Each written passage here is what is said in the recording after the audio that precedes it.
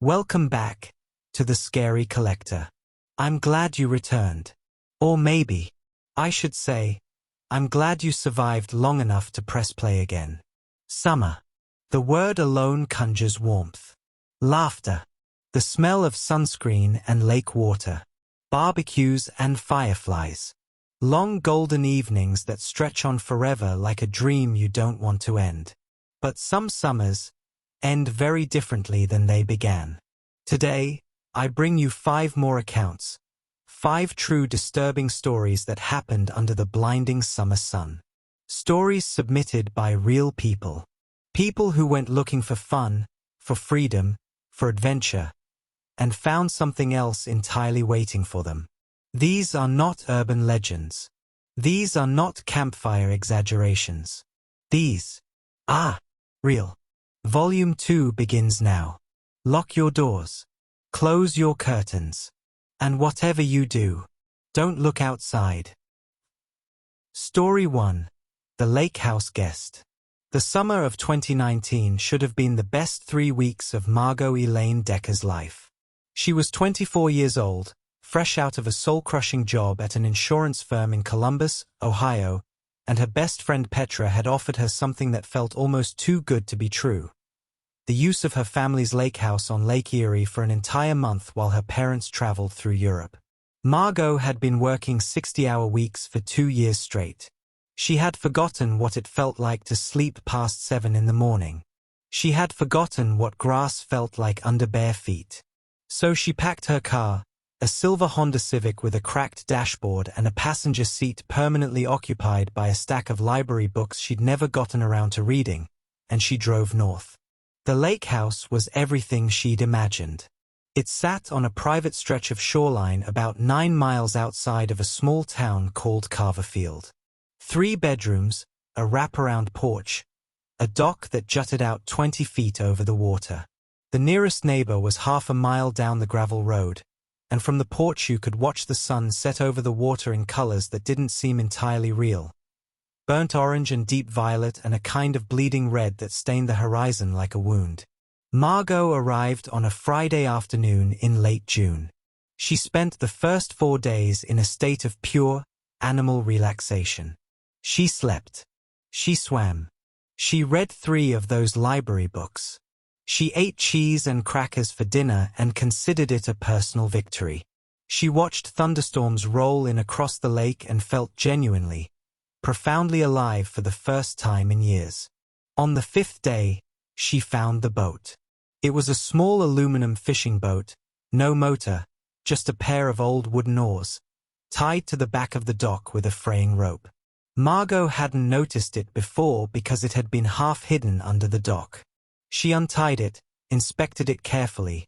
It seemed watertight, no cracks she could see, and that evening, as the sun went long and golden, she rowed herself out to the middle of the lake. It was perfect. The water was glassy. She could see the bottom in some places, dark and shimmering. She laid back in the boat and watched the first stars appear in the pale summer sky and felt, for a moment, like she might be the only person on Earth. She wasn't. On the way back to shore, pulling the oars through water that had gone dark and mirror-flat in the dusk, she noticed something on the dock. A figure. Someone was standing at the end of the dock, looking out at her. Margot's first instinct was embarrassment. She'd been rowing around in someone else's boat, after all, and maybe Petra's parents had come home early. She waved. The figure didn't wave back. She rowed closer. The figure was a man. Tall, very tall. She could tell even from the water. He was wearing dark clothing despite the summer heat. He was completely still. "Hello?" she called out. Nothing. She was about 30 feet from the dock now. Close enough to see that he was facing her directly. Close enough to see that he wasn't moving even slightly. Not swaying. Not shifting his weight. Just standing there with a stillness that suddenly struck her as deeply, viscerally wrong in a way she couldn't articulate. She stopped rowing. "Can I help you?" she called. Her voice came out smaller than she intended. The man turned and walked off the dock, back toward the house. Margot sat in the boat for a full minute, heart hammering. Then she told herself she was being ridiculous. It was probably a neighbor. Probably someone who knew Petra's family. She rowed to the dock, tied up the boat, and walked back to the house, scanning the tree line the whole way. There was no car in the driveway. No one on the porch. She went inside and locked every door and window for the first time since she'd arrived. She didn't sleep well that night.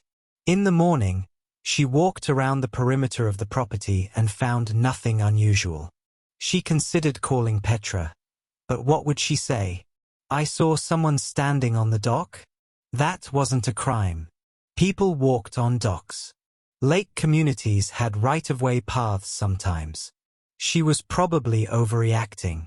She swam that day, close to shore. She read her 4th library book. She made herself eat a proper dinner, pasta with jarred sauce, crackers on the side, and she sat on the porch and watched the water and told herself everything was fine. That night, at approximately 11:45 p.m., she woke up. She wasn't sure what woke her. The house was silent. The lake was silent. The crickets had stopped, which struck her, even in the fog of half-sleep, as strange. Crickets didn't just stop. She lay in bed in the darkness and listened. And then she heard it. Footsteps on the porch. Slow. Deliberate. Moving from the left side of the wraparound porch, which ran alongside the lake, to the front of the house. Then stopping. Right outside the front door. Margot didn't move. She was in the master bedroom at the back of the house, which meant whoever was on the porch would have to pass through the entire house to reach her. That thought was supposed to be comforting. It wasn't. She lay there for what felt like an hour but was probably closer to 10 minutes, and then the footsteps started again, moving back the way they'd come, around the side of the house. And then silence. Then the crickets came back. Margot did not sleep again that night. In the grey light of early morning, she searched the porch. She found something that she almost missed. A single muddy boot print pressed into the weathered wood of the porch near the front door. Large. Deep-treaded. Fresh. She called Petra. Petra was alarmed but not panicked. She gave Margot the number of a neighbor, an older man named Gerald who lived half a mile down the road and had an arrangement with the family to keep an eye on things. Margot called him, described the man on the dock and the footsteps. Gerald went quiet. What does he look like? Gerald asked. Margot described him again. Very tall. Dark clothing. She hadn't been close enough to see his face. Another silence. You didn't invite anyone to stay with you, did you? Gerald said. No. Of course not. I'm here alone. Right, Gerald said. Okay. Lock everything. Don't open the door for anyone. I'm going to make a call. He called the county sheriff's department. 2 deputies arrived within 40 minutes. They walked the property, checked the outbuildings. A small storage shed near the tree line that Margot hadn't really investigated, and one of the deputies emerged from the shed carrying something. A sleeping bag. Rolled up. Recently used, from the smell and the condensation still trapped in the fabric. A small camp stove. A water bottle. And an old, laminated photograph of the Lakehouse. The deputies exchanged a look. One of them said carefully, How long have you been here? 5 days. And you didn't notice anything disturbed in the shed before tonight? I didn't go near the shed. The deputy nodded slowly. Someone has been living in that shed. Based on the food wrappers and the supplies in there, we'd estimate at least 2 to 3 weeks. 2 to 3 weeks. Margot had been there 5 days. The man in the shed had been there before she arrived. He knew the property. He had the photograph. And he had been watching her for 5 days before she ever noticed him. The sheriff's department searched the area. They found tracks leading into the woods behind the property, heading north toward a series of old logging roads. They never found the man. Margot was gone from the Lakehouse within the hour. She drove back to Columbus without stopping once, and she has not been back to any Lakehouse, anywhere, since. But that's not the end of the story. 3 weeks later, Petra's parents returned from Europe to open the house for the rest of the summer.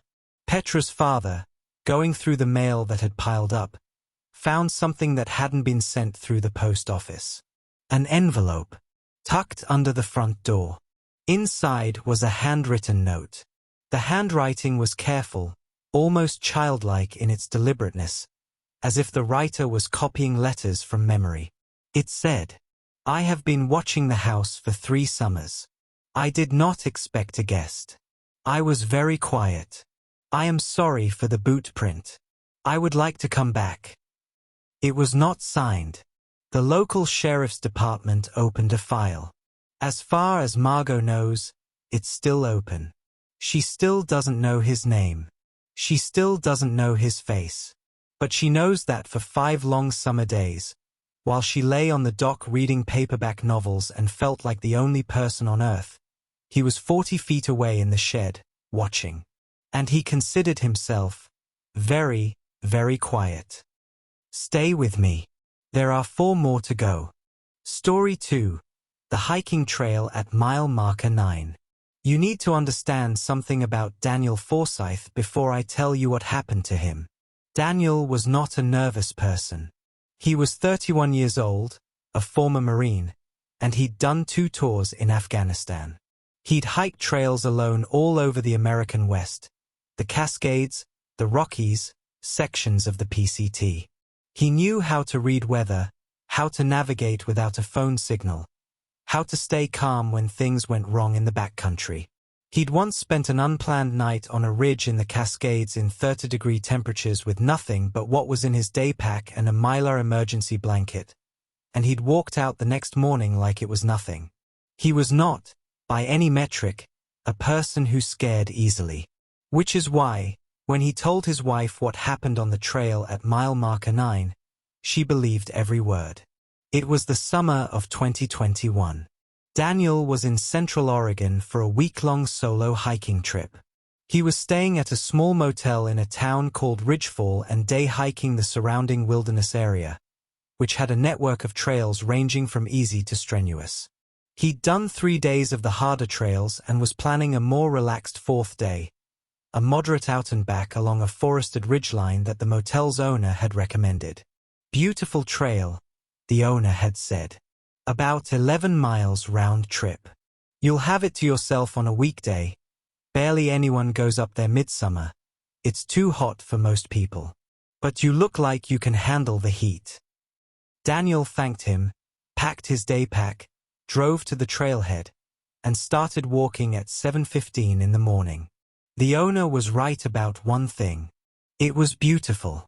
Old-growth Douglas fir, morning light slanting through the canopy, the smell of pine and warming earth.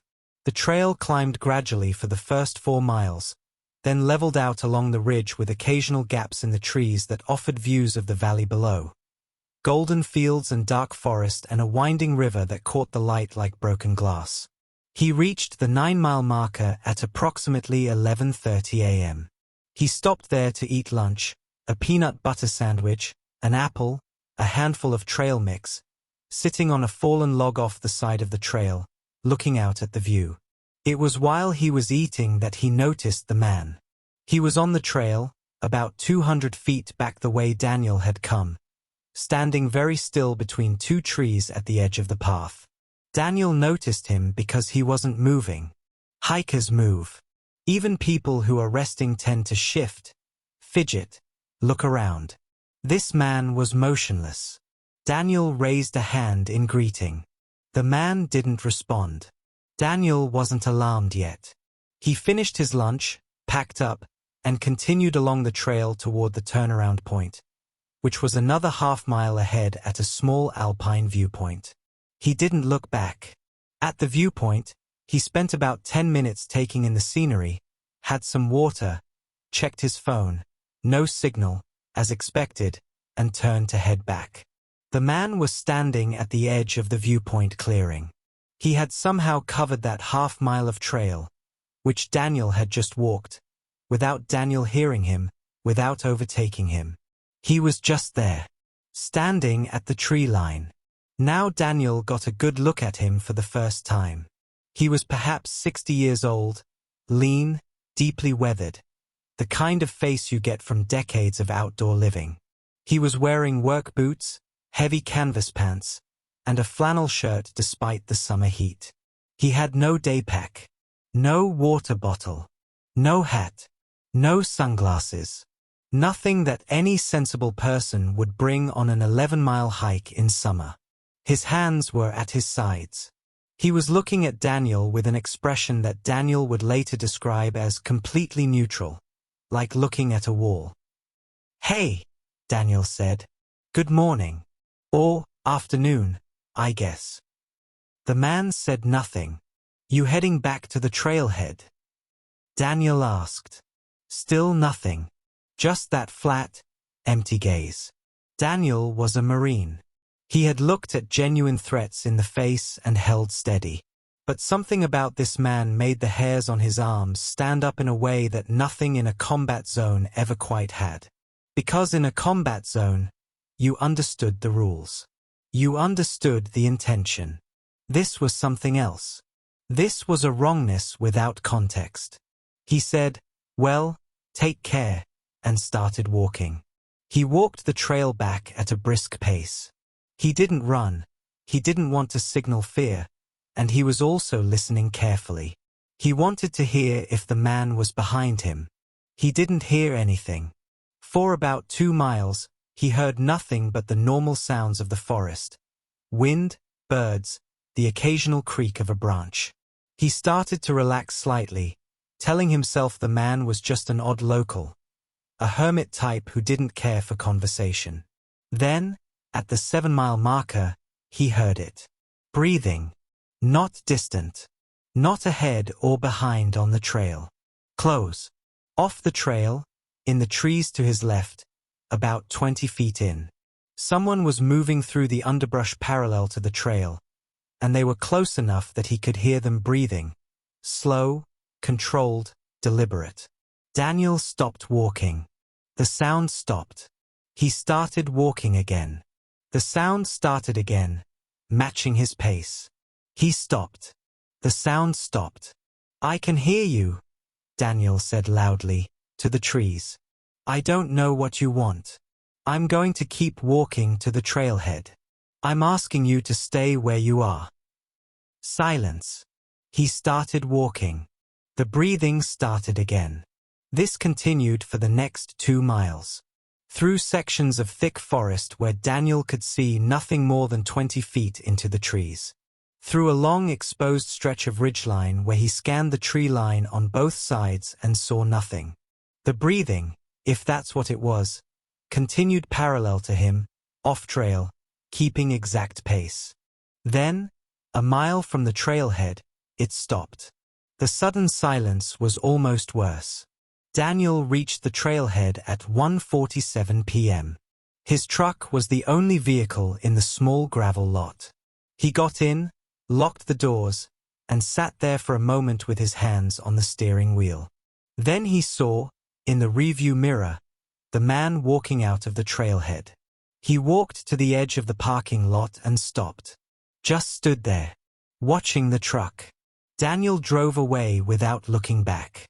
He stopped at the first gas station he found and called the county ranger station. The ranger who answered listened carefully and asked several questions. Daniel described the man. The ranger was quiet for a moment. "Was he wearing a brown flannel shirt?" she asked. "Heavy boots, canvas work pants?" Daniel's hand tightened on the phone. "Yes. How did you know that?" "Sir," the ranger said carefully, "we've had 2 other reports this summer of someone matching that description following hikers on that trail. Both times the hikers were alone. We don't know who he is. We don't know where he's coming from or going to. There's no residents near that trailhead for at least 8 miles in any direction." She paused. Did he approach you? Did he say anything? No, Daniel said. He never said a word. Right, the ranger said. The other hikers said the same thing. He just watches. And follows. Daniel asked if they'd had anyone go looking for him. We've had rangers walk that trail twice since the reports. Nothing. He just disappears into the trees. The ranger recommended Daniel not return to that trail, and to let them know immediately if he saw the man again. He didn't see him again. But his wife tells me that even now, 3 years later, Daniel will not hike alone. And sometimes, in the night, he'll wake up and lie still in the darkness and just listen. Listening for breathing. We are only at story 2. Breathe. Settle in. The night is young. Story 3, Sunburn. This next story was submitted to us by a woman named Celeste. I'm going to let her tell most of it in her own words, because no amount of narration can quite capture what she described. What I can tell you is that Celeste is a 38-year-old elementary school teacher from rural Georgia, and when she first sent this account in, she apologized twice for how strange it sounded. She asked me to include those apologies in the script. I'm going to include them, because I think they matter. Celeste writes, I want to start by saying that I know how this sounds. I am a rational person. I am a teacher. I believe in evidence and logic. I'm telling you this story anyway because I still have not found a rational explanation for what happened, and I need people to know that I am not crazy. I'm sorry. I know that sounds like something a crazy person would say. Here is what happened. In the summer of 2018, Celeste and her husband Marcus were renting a house in a small town in South Georgia while their own home underwent repairs after a burst pipe. The rental was a perfectly ordinary beige house on a perfectly ordinary street with a perfectly ordinary neighbor situation. Elderly woman to the left named Dolores, young couple to the right who were rarely home. It was July. It was, as anyone who has spent a July in South Georgia can attest, outrageously hot. Celeste spent most of her days inside with the air conditioning cranked and only went outside in the mornings or evenings. She had a small backyard at the rental, with a concrete patio and a rusting metal patio table. She liked to sit out there in the early morning, before 6, sometimes, when it was still bearable, and drink coffee and read. On the 3rd week of their rental, she started noticing something. The child. There was a child, a girl, she was fairly certain, based on the size and the hair, who appeared in the narrow gap between the left side of her house and Dolores's fence. Always in the morning. Always standing very still. Always watching. Celeste assumed at first that this was a grandchild of Dolores's, visiting for the summer. She waved a few times. The child never waved back, just watched. Children are strange, Celeste thought. She's shy. But then Celeste started paying attention to the details. The child was always wearing the same thing. A faded yellow dress with a pattern that Celeste couldn't make out clearly from across the yard. Bare feet, even on mornings when the concrete would have been rough and damp. Her hair was long and pale, so pale it seemed almost white in the early morning light, though Celeste told herself it was probably just the angle of the sun. And she was always in exactly the same position. Standing at the edge of the gap between the houses, arms slightly out from her sides, head tilted about 15 degrees to the right. Every morning. Same spot. Same position. On the 8th or 9th morning of noticing her, Celeste walked across the yard. "Good morning," she said as she approached. "Are you visiting Dolores?" The child looked at her. She was maybe 8 years old, small for her age, with the kind of bone-white skin that burns easily and a face that was somehow difficult to focus on. Celeste has said this several times in our correspondence, and I want to read you exactly what she wrote. "When I was far away, I could see her fine. But when I got close, within about 10 or 15 feet, I had trouble bringing her into focus. Like when you stare at something too long and it starts to blur. Except I hadn't been staring. And it was just her. Everything else around her. The fence, the side of the house, the weeds, all perfectly clear. Celeste asked her name. The child said nothing. She was looking at Celeste with an expression that Celeste described as neither friendly nor unfriendly. Just observational. Like she was cataloging. Okay, Celeste said. Well, I'm Celeste. I'm renting next door. If you need anything, just knock. She went back inside. 2 days later, she mentioned the child to Dolores, who she ran into at the mailbox. Dolores looked puzzled. I don't have grandchildren, Dolores said. My son lives in Portland. He has dogs. There's a child who stands between our houses, Celeste said. In the mornings. Little girl, yellow dress. Maybe 8 years old. Dolores stared at her. There's no child, Dolores said. No one lives in that gap. That's just a service alley. I'd know if a child was standing in there. Celeste showed Dolores the exact spot.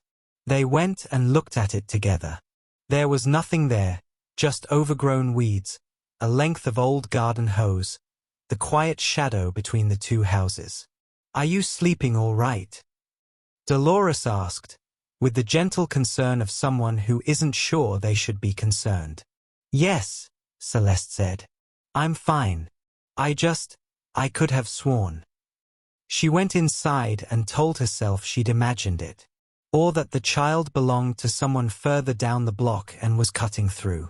People sometimes cut through service alleys. That was normal. The next morning at 5:50 a.m., Celeste went outside with her coffee. She sat down. She looked at the gap between the houses. The child was there. Same spot. Same position. Same yellow dress. Celeste didn't approach this time. She just watched. And after about 20 minutes, she got up and went inside to get Marcus. Just look, she said. Tell me you see her. Marcus looked out the back window. See who? He said. Celeste pointed at the gap. Marcus looked for a long time. Then he turned to Celeste with an expression she had never quite seen on his face before, something careful and concerned. I don't see anyone, he said. Celeste. There's no one there. Celeste looked out the window. The child was still there, looking back at the house. Head tilted 15 degrees to the right. Arms at her sides. You genuinely don't see her, Celeste said. It wasn't a question. No, Marcus said. He was watching Celeste now, not the gap. I don't. That was a Friday. On Sunday, Celeste brought a camera outside. A real camera, not a phone. She was an amateur photographer and had a decent DSLR with a good zoom lens. She sat on the patio as usual. The child appeared as usual. Celeste raised the camera and took 6 shots. She went inside. Marcus was at the kitchen table. She handed him the camera. Is there anything in those pictures? She asked. Marcus went through them slowly. His face changed. He set the camera down carefully on the table. In 5 of the 6 pictures, the gap between the houses was empty. In the 6th picture, there was a blur. A pale, upright, human-shaped blur. Standing exactly where Celeste had seen the child standing. The blur could be anything, Marcus said. He was trying to sound reasonable. He was not succeeding. They left the rental 2 weeks before their lease was up. Celeste says that the last morning she was there, sitting on the patio for the last time with her coffee and her boxes packed and Marcus loading the car, she watched the child standing in the gap for a long time. And for the first time since she had started appearing, the child moved. She turned her head slowly, losing the 15-degree tilt, until she was looking directly at Celeste. And she raised one hand. Not a wave exactly. more like an acknowledgement. Then she was gone. I want to add one more thing that Celeste told me in a later email, which she hadn't included in her original account. When they were packing up the rental, she found, tucked behind the radiator in the back bedroom, a small object that hadn't been there when they moved in. She is certain it hadn't been there, because she had vacuumed behind all the radiators when they first arrived. She's a meticulous cleaner. It was a child's button. Yellow. Old. The kind that might have come from a faded yellow dress. She threw it away. She tells me she sometimes regrets that. She's not sure why. I'm sorry. I should apologize too. Sometimes that's all you can do. Story 4. The Last Campsite. This is a story about a group of friends who made one wrong decision. Just one. Their names, and I have changed the first names here at the request of the only 2 survivors, were Reed, Joanna, Bryce, and a woman I'll call Sadie, which is not her real name. They were all between 25 and 28 years old. They had been friends since college. They went camping together every summer. It was their tradition, their reset button, their way of reminding themselves that the world was larger than their jobs and apartments and screens. In the summer of 2017, they drove out to a state forest in rural Michigan, a large, old-growth forest with an extensive campground system, well-maintained trails, and a reputation for excellent fishing. They had reservations at Campsite 14. It was a site they'd used before. They knew where the bathrooms were, knew where the best fire rings were, knew the ranger who checked the sites on Tuesday and Friday evenings, a retired schoolteacher named Paul who always had a thermos of terrible coffee and a bottomless store of local history. They arrived Saturday afternoon.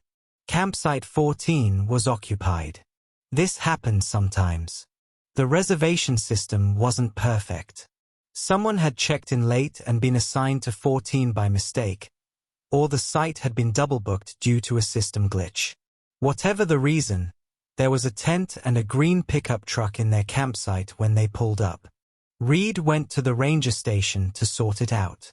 The ranger on duty, not Paul, a younger woman named Simmons, looked at her records, made an apologetic face, and offered them Campsite 22 as an alternative. It was further from the bathrooms and the fishing area, she admitted, but it was a larger site, more private, backed up against a quiet section of the forest. Is it a good site? Joanna asked. It's lovely, Ranger Simmons said. She paused for just a moment before she said it. Just a moment. Sadie noticed the pause. She mentioned it later. She is very clear about that. Campsite 22 was indeed private and spacious. The nearest other campsite was about 100 yards through the trees, close enough that you could occasionally hear voices or music but far enough for genuine solitude. The fire ring was large and well-built. There was a cleared area for tents with good drainage, a picnic table, and the tree line at the back of the site opened onto a narrow path that, according to the trail map, connected to a good fishing creek about half a mile in. They set up camp.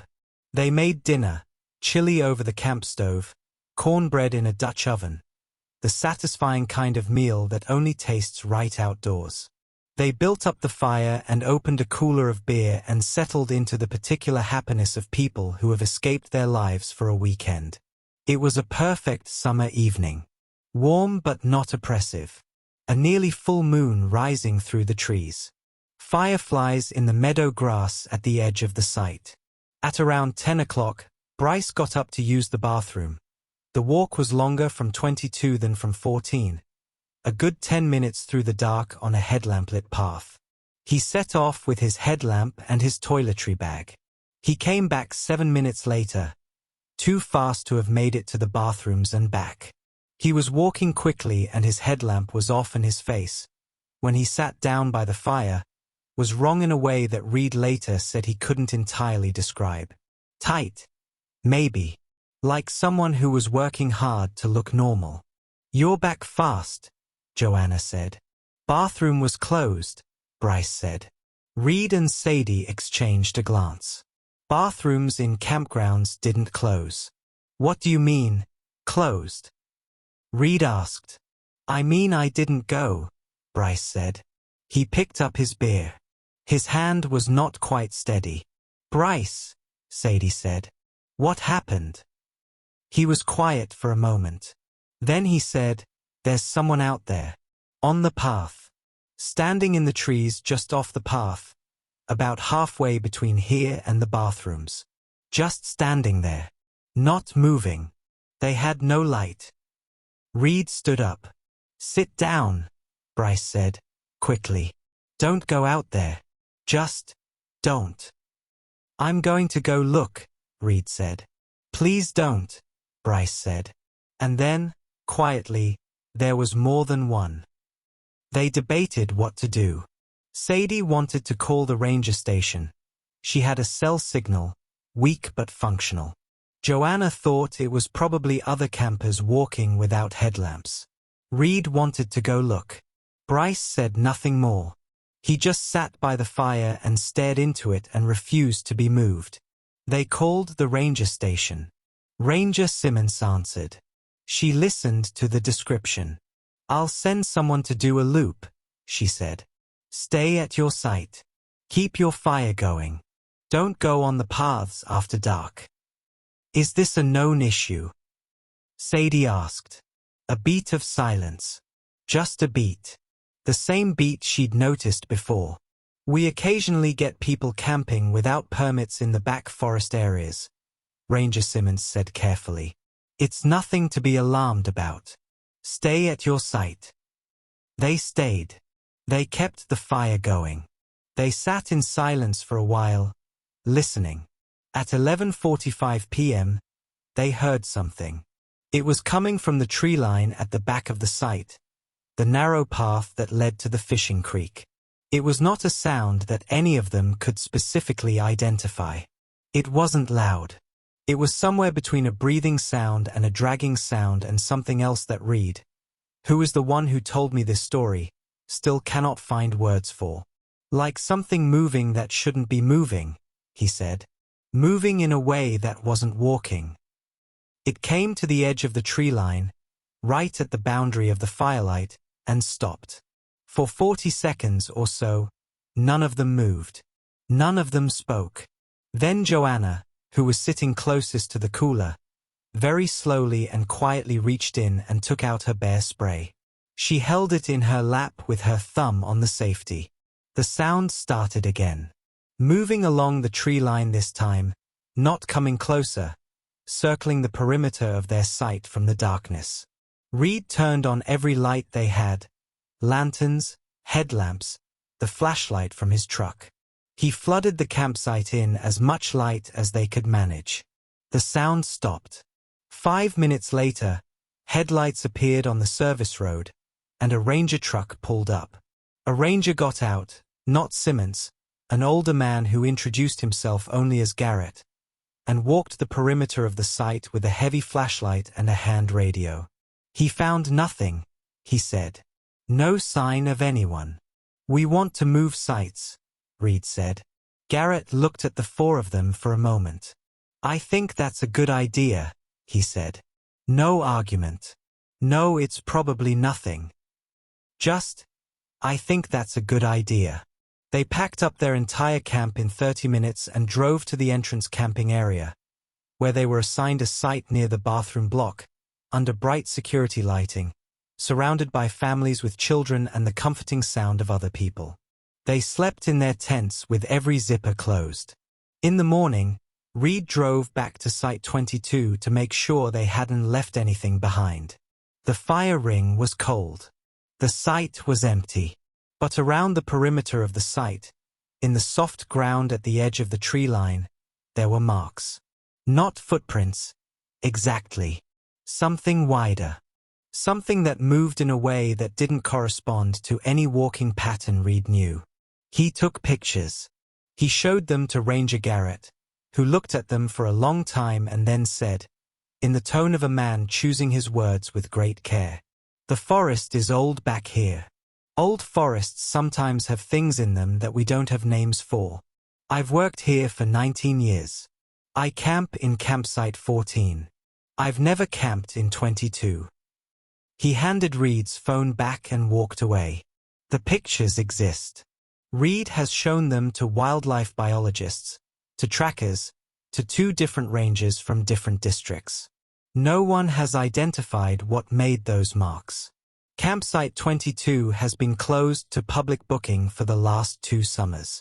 The campground website lists it as undergoing maintenance. It has been undergoing maintenance for 24 months. One more, and then you can sleep. Or try to. Story 5. What Anna found in the field. I want to tell you about Anna. Anna is 42 years old. She is a farmer. She grew up on the same land in rural Kansas that her grandparents farmed, and she has lived there her entire life. She knows that land the way most people know their own faces. Every contour, every drainage line, every place where the soil changes character. She knows which corners flood in spring and which stays dry. She knows where the deer make their runs and where the coyotes sleep in summer. She knows, in other words, what belongs there. What she found in the south field in July of 2022 did not belong there. But let me start from the beginning. It was a Tuesday, the 2nd week of July. Harvest was still weeks away, and the wheat in the south field, the big field, 6 to 5 acres that ran from the farmhouse all the way to the county road, was tall and golden and nearly ready. Anna did her morning walk of the property every day, checking fences, checking for signs of deer damage or burrowing animals, getting a general read on the health of the crops. On that Tuesday morning, she noticed something in the south field from about halfway across. A flattened area. She'd seen crop circles before. She was old enough to remember when they were a big deal in the 90s, when people thought they were alien messages and turned out to be 2 retired men with a plank and a rope. She'd had 2 on her property over the years, both clearly man-made, both, she suspected, by bored kids from the nearest town. This was different. The flattened area was not circular. It was irregular in shape, roughly oval, maybe 15 feet across at the widest point. The wheat stalks hadn't been pressed flat by a plank. They were twisted. Each individual stalk was twisted at about the same height, about 8 inches from the ground, in the same direction, and then bent downward. The twisting was consistent. Meticulous. Not the kind of thing you could do with a plank, and not the kind of thing a windstorm or heavy rain would produce. Anna crouched and looked at the stalks carefully. The twisting was precise. She'd farmed for 20 years and she'd never seen anything like it. She stood up and looked across the field. There was another one, about 40 feet further, slightly larger. And another one beyond that. She walked the whole field over the next hour. She found 11 of them, scattered across the south field in what appeared to be, she says carefully, a rough line, running from the northwest corner of the field down toward the county road. She took photographs and sent them to the county extension office. The agent who came out the next day was a young man named Fletcher who had been doing the job for about 3 years. He crouched over the twisted stalks and was quiet for a long time. Animal? Anna asked. I don't know what animal does this, Fletcher said. People. Fletcher looked at the stalks. How long would it take you to twist every stalk in a 15-foot circle, individually, to the same height, in the same direction? Anna thought about it. A long time. A very long time, Fletcher said. He stood up. I'm going to send some pictures to the university extension. Do you mind if I take some samples? He took samples. Anna heard back from the university 3 weeks later. The wheat was structurally normal. The stalks showed no signs of disease or chemical exposure. The twisting was mechanically consistent with significant rotational force applied individually to each stalk, which is a very careful way of saying that something had twisted each stalk, one by one, precisely. The university had no further comment. Anna would have left it there, a mystery, filed away with the other things that didn't have explanations, except for what happened 2 weeks later. She was cutting the south field. The combine was running, the wheat was coming in, a good harvest by the look of it. She was on the eastern pass, about halfway through, when she crossed through the area where the twisted patches had been. Most of them had been absorbed into the general state of the standing wheat at that point, no longer visible. And the combine stopped. Not mechanically. The engine was running fine. The header, the cutting mechanism at the front, had stopped. Something had jammed it. Anna got down, looked at the header, and found something wrapped in the cutting mechanism that had no business being there. It was hair. A large amount of hair. Long, very fine, dark hair.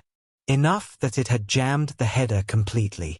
It was wrapped around the cutting shaft in a dense, matted mass. Anna is practical. She cut it out with a knife, cleared the header, and started the combine again. She didn't think much of it until she was almost done with that pass, and she glanced in her rearview mirror. There was a figure in the cut field behind her. Standing in the open stubble of the cut wheat, in the middle of the 6 to 5 acre field, in the full blazing sun of a July afternoon with nowhere to hide and no way to have arrived undetected. Just standing there in the short stubble. No vehicle anywhere on the county road. No entry point that Anna could identify. She brought the combine to a stop and climbed down. The figure was about 200 yards back.